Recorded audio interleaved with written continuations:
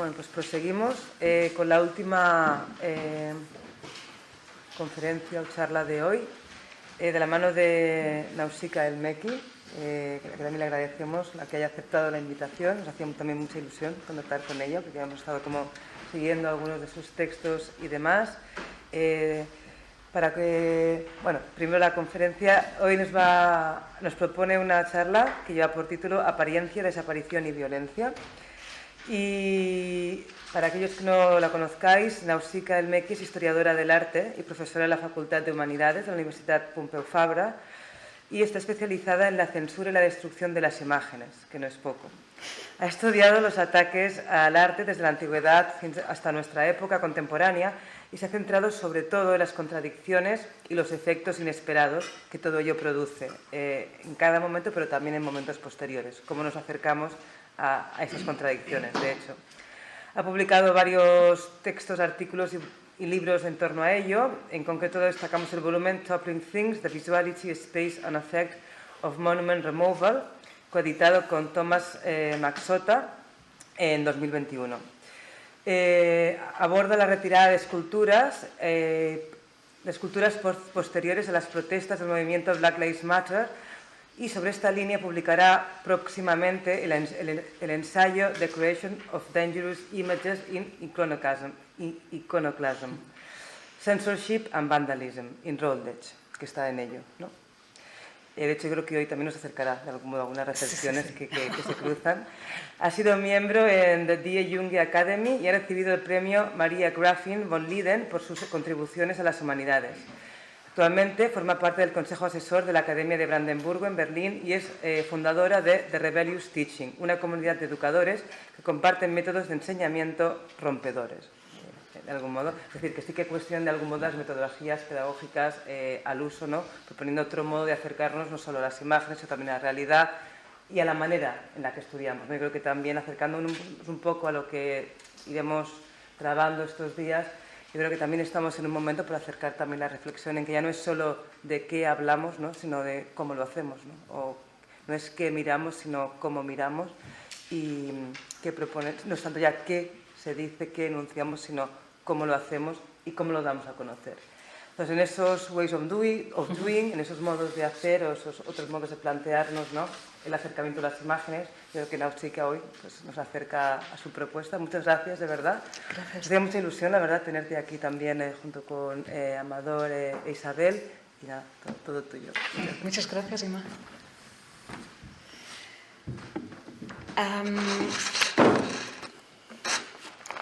Bueno, en esta charla me gustaría hablar sobre las zonas grises en el arte y del poder y del peligro que constituyen esas áreas gris. Me gustaría explorar con vosotros el poder y la indefensión del arte abstracto a través de la figura de Antonio Tapias y de algunos otros ejemplos. Mis principales preguntas son estas. ¿Cómo puede tener poder algo que apenas es representativo? ¿Y qué ocurre si personas que no son artistas, que incluso pueden ser enemigos de esos artistas, intentan aprovechar este poder de estas imágenes? Pues este viaje puede ser un poco asociativo, va a ser bastante asociativo, y espero que hacer esta exploración con todos aquí juntos. Entonces, el arte abstracto reúne muchas contradicciones. Algunos lo consideran demasiado cerebral, elitista, frío, alejado de la realidad. Es una cosa que mis alumnos a menudo me comentan cuando les pregunto qué tipo de pinturas odian. A menudo dicen el arte abstracto, las manchas, el snobismo. Lo ven todo como una cosa. Pero a la vez, también existe una definición polarmente opuesta del arte abstracto, una que es, sí, enigmática, pero además política, apasionada, sucia, comunitaria, emocional. ¿Qué ocurre, me pregunto, si nos adentramos en esta zona gris entre estas oposiciones binarias? Pues, ¿qué ocurre cuando entremos en esta zona gris entre la figuración y la abstracción? Entre la conformidad y la rebelión, entre la modernidad y la sonoridad, entre la actualidad y intemporalidad, entre racionalidad y emoción pura, entre especificidad y universalidad, y entre utilitarismo y metafísica.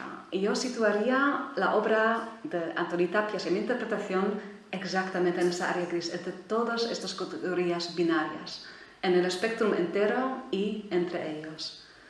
Pues creo que esta zona gris, que gravita alrededor del arte que combina estas oposiciones binarias y que oscila entre los dos, y que no es ninguna de las dos cosas y a la vez, ambas cosas a la vez, es particularmente fascinante.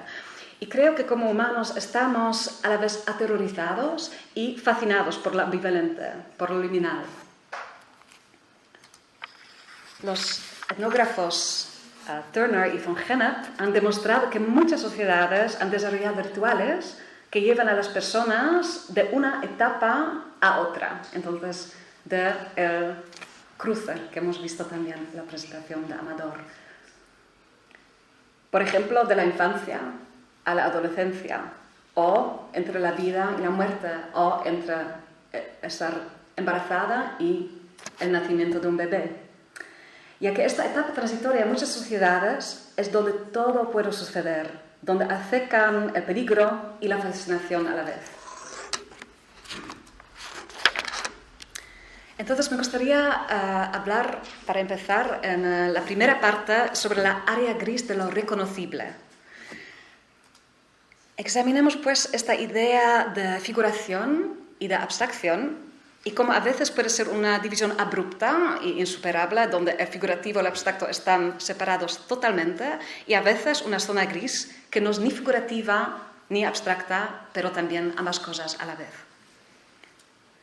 Y uno de mis ejemplos favoritos para hablar sobre esta brecha entre el figurativo y el abstracto es el del artista holandés Piet Mondrian, que primero incursionó en el simbolismo para expresar su avidez de representaciones metafísicas. Entonces lo vemos en la primera imagen. Y luego empezó a crear imágenes cada vez más simplificadas, hasta que cruzaron completamente esta frontera entre figuración y abstracción de un modo totalmente insuperable. Entonces, a veces, tal vez en el caso de Mondrian, esta línea entre figuración es dura, insuperable, un corte profundo entre dos esferas totalmente desconectadas, como con Mondrian, que pasó de una creciente estilización de lo figurativo a lo que él llamó plasticismo puro. Ningún vínculo con ninguna cosa específica. Pero con algunos artistas, y entre ellos yo lo interpretaría así con Tàpies, nos quedamos en este espacio liminal y enigmático entre la figuración y la abstracción, oscilando entre esas etapas. Y estoy muy curiosa cómo este espacio de oscilación está vinculado a la violencia, a la apropiación, a la política y al arte abstracto y la violencia política en general en el siglo XX. Entonces, Manuel Borja Vilela ha dicho en el catálogo: en las obras de Tàpies abundan las huellas. Y Amador, también lo mencionaste en tu charla, el tema del trazo, el rasgo, las cosas que se han dejado. Pues las huellas, se puede decir, juegan un papel importante en este aspecto liminal, los casi cuerpos, el juego entre orgánico y inorgánico. Y para ilustrar esta zona gris me gustaría dar un enorme salto en el tiempo y en los medios y fijarme en un vídeo musical del año 2004, pues un poco más tarde, que ilustra esta transición, que para mí lo ilustra realmente a la perfección. Pues vamos a hacer una pequeña pausa y mirar un music video. Y Catarina me ha aprendido de utilizar 4 dedos, pues voy a probarlo. Sí, funcionado. Qué excitante.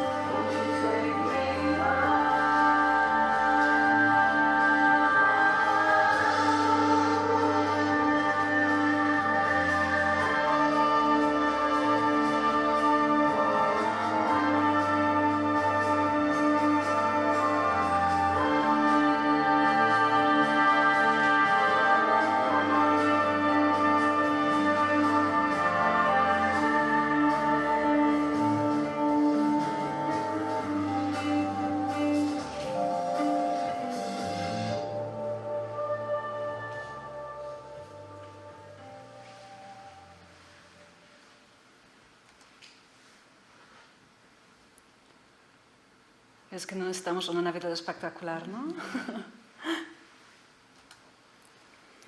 Pues este vídeo me parece tan fascinante porque empieza siendo totalmente abstracto.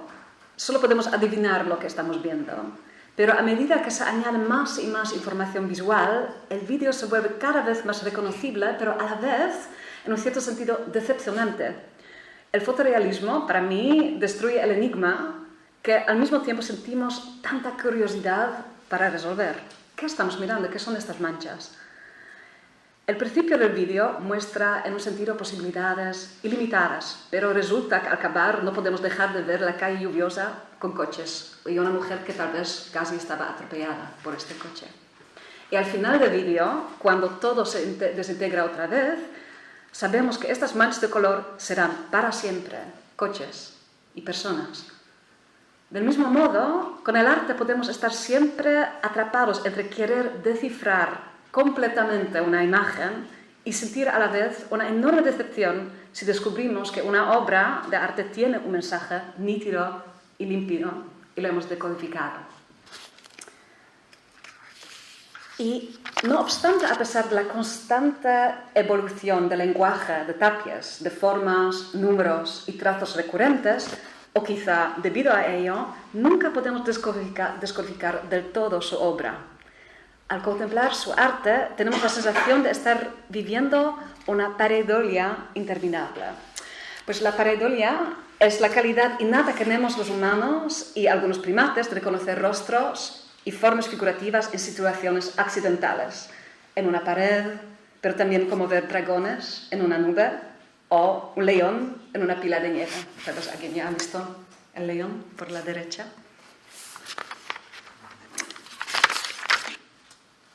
Sin embargo, mientras que la pareidolia se basa en la ilusión de imágenes artísticas deliberadas, en las que solo hay coincidencia, contemplar una obra de Tapies es para mí como estar siempre a punto de reconocer una forma sin llegar a comprenderla del todo.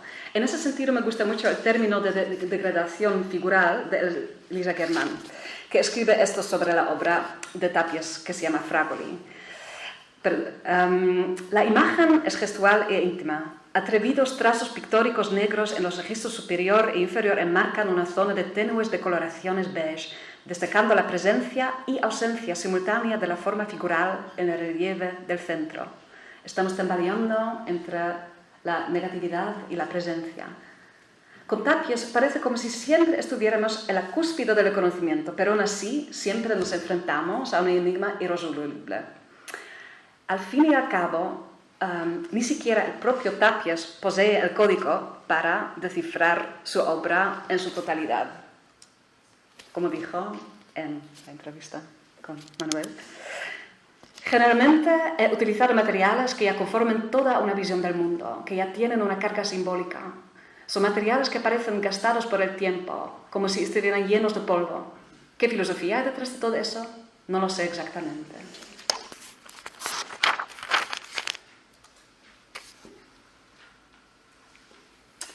La obra Cuatro paquetes de paja integra en su atrio objetos mundanos y empolvados. Se trata de objetos abstractizados que saltan literalmente del lienzo, paquetes de paja reconocibles al instante y a la vez totalmente misteriosos. Al ver la obra la sentí a un nivel físico, tal como explicó Isabel también. Quería meter la mano y abrir estos paquetes, metafóricamente y literalmente, para ver lo que contenían y qué significaban. Y al mismo tiempo me horrorizaba la idea de tocarlos, porque tenían un aspecto carnoso, sangriento y orgánico, como se mirara bajo la piel. Y algo así como un brazo expuesto que muestra venas y tendones, como la lección de anatomía de Dr. Pulp de Rembrandt van Rijn del siglo XVII. Y esta conexión entre lo misterioso y lo metafísico, lo enigmático y lo prosaico, se encuentra también en la cooperación de los que se han dado en llamar materiales humildes, que para Tapies eran mucho más espirituales que los objetos producidos industrialmente.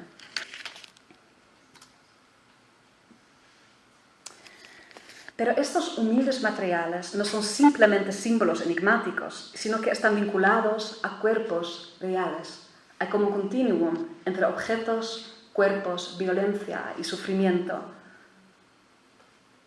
A una violencia real, como la describe Claudia Gregomar.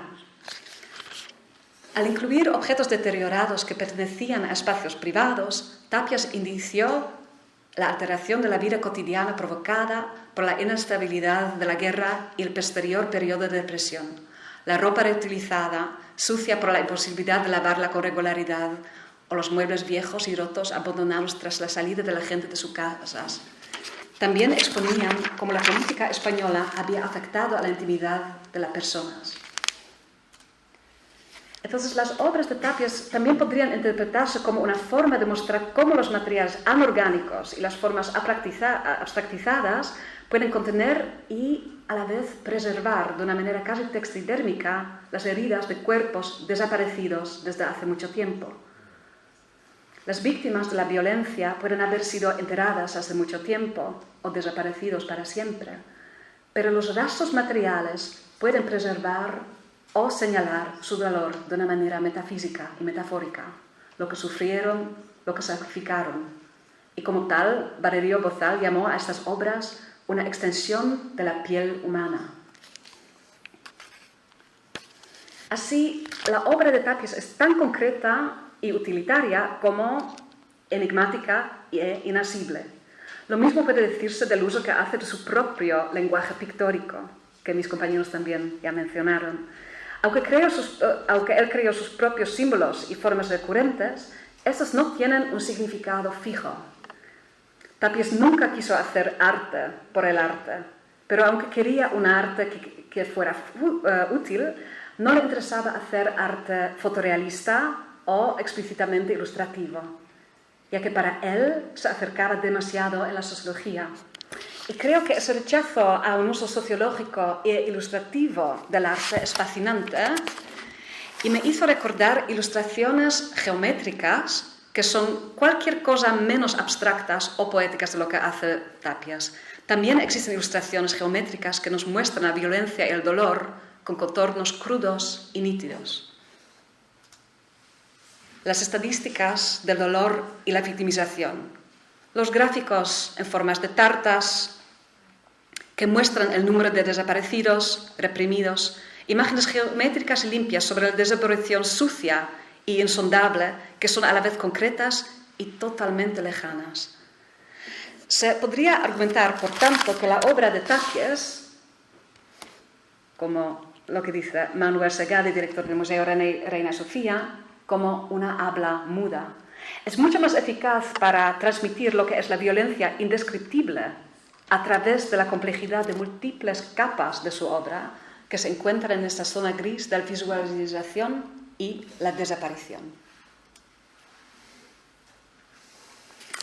Entonces, en la obra de Tàpies, en su universalidad y en su vinculación a acontecimientos políticos concretos y específicos que juegan con las dimensiones y la perspectiva, que te atraen hacia sus misteriosas profundidades y que saltan y sobresalen hacia nuestros espacios cotidianos y reales, tocando lo cotidiano y arrastrándonos hacia su lógica interna y texturizada, creando un multiverso de experiencia casi cinética, textural y corporal, impregnada de política y protesta contra el régimen franquista. Así, su significado oculto y su negativa a dejar que desaparezca el recuerdo de la violencia pueden ser un ejemplo de peligroso que puede ser el arte abstracto. Y sin embargo, es también esta habla muda lo que hacía del arte de Tàpies algo amenazador y poderoso y, a la vez, paradójicamente, seductor para ser apropiado. Y esto me gustaría explorar en la segunda parte de esta charla. Me gusta mucho cómo se solapan y interpelan las otras charlas.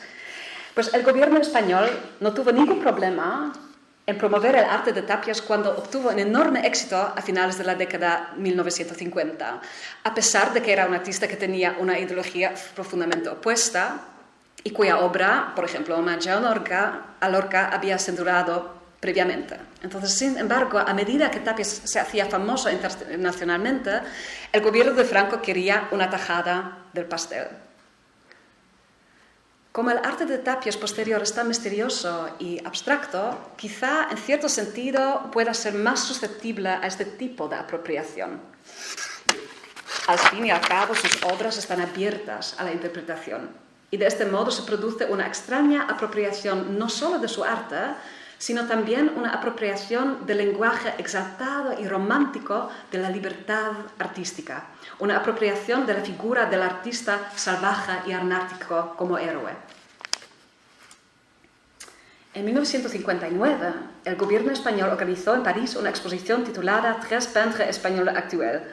El comisario, Luis González Robles, se deshizo en elogios hacia la pintura atrevida, desconcertante y rabiosa de, entre otros, Tàpies y de los artistas que trabajaban de una forma similar.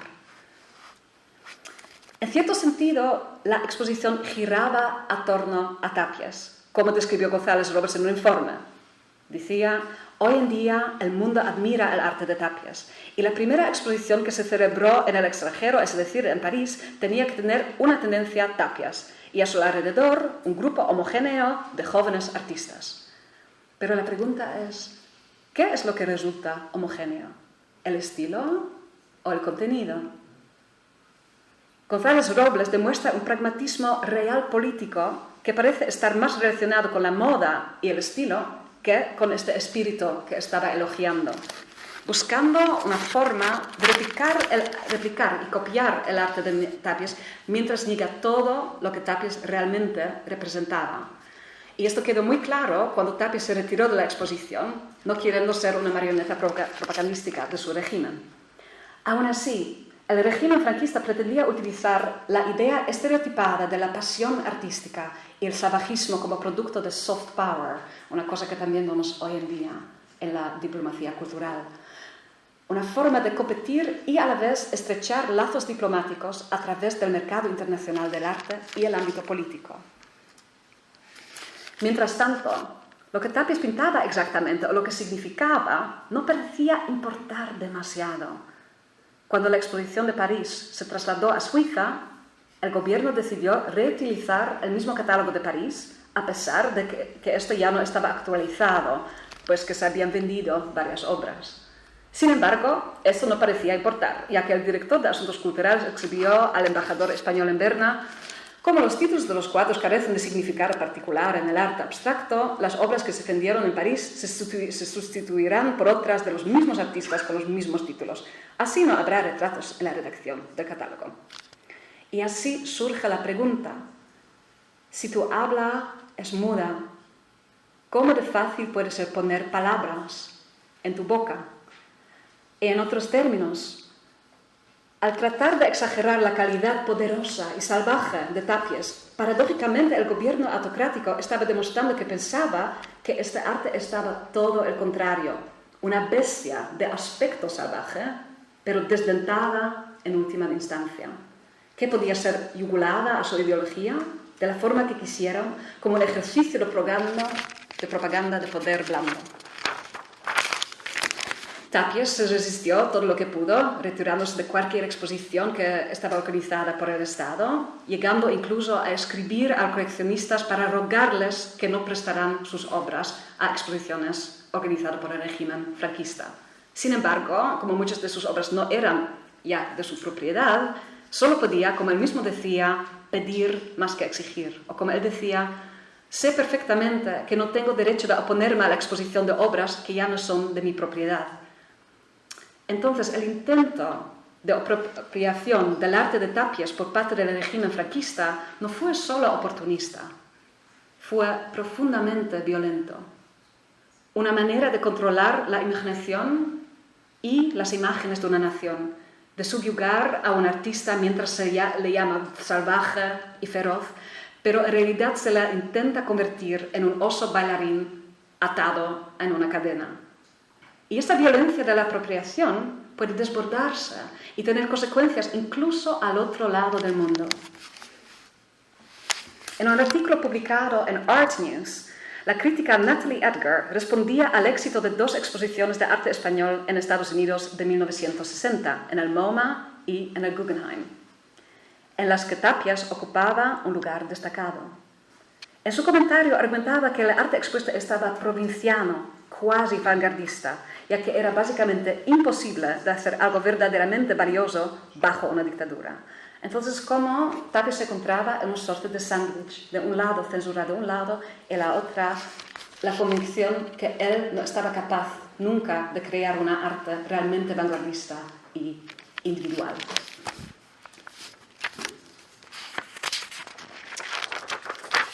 Sin embargo, aunque esta ambivalencia, esta calidad de zona gris puede haber facilitado en un principio que la gente se apropiara del arte de Tapies, o lo intentaba al menos, y lo interpretara falsamente, también puede haber servido de cobertura para que Tapies incrustara elementos que constituían una crítica fundamental al régimen, desde la contestación a la supresión de la identidad catalana, hasta la crítica al trato dado a su pueblo y a sus presos políticos.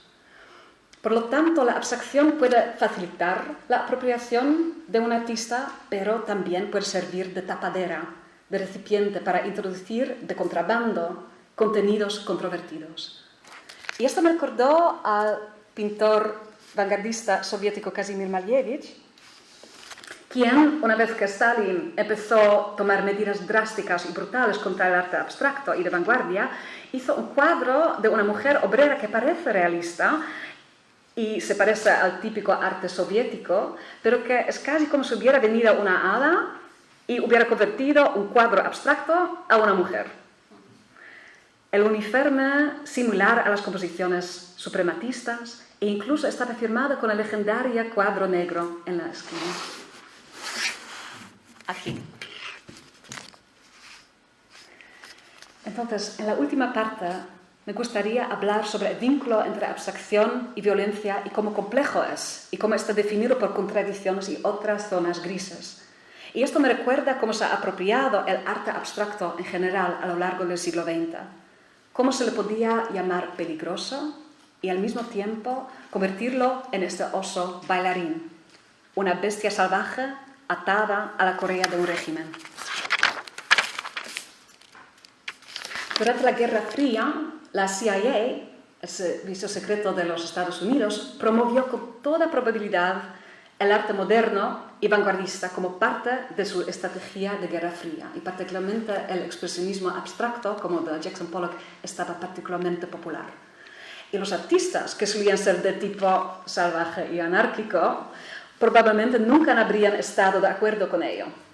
La CIA actuaba en secreto, utilizando la llamada correa larga de diversos intermediarios para que los artistas no tuvieran ni idea de lo que ocurría. Con el estalinismo y el nazismo, el arte abstracto estaba apropiado al revés. Los regímenes dictatoriales atacaron el arte abstracto, organizaron anti-exposiciones que ridiculizaban el arte moderno, incluido el abstracto, y en esas exposiciones, en cierto sentido, encarcelaban el arte moderno y abstracto y convertían el museo en un sorte de freak show. Y todo esto hacía que el arte pareciese peligroso y el régimen aún más poderoso, ya que habían dominado y sometido este arte. Pero el arte abstracto podía utilizarse de formas aún más directamente violentas. Durante la Guerra Civil Española se crearon celdas en las prisiones con dibujos abstractos salvajes que debían servir como forma de tortura contra los franquistas.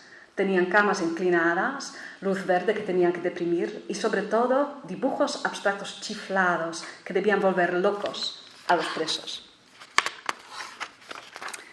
Y un último ejemplo de arte abstracto como herramienta. Durante la Primera Guerra Mundial, los barcos de guerra se cubrían con dibujos abstractos deslumbrantes, dazzling, que funcionaban como un camuflaje básicamente paradójico, porque es muy difícil de esconder a un barco en el mar.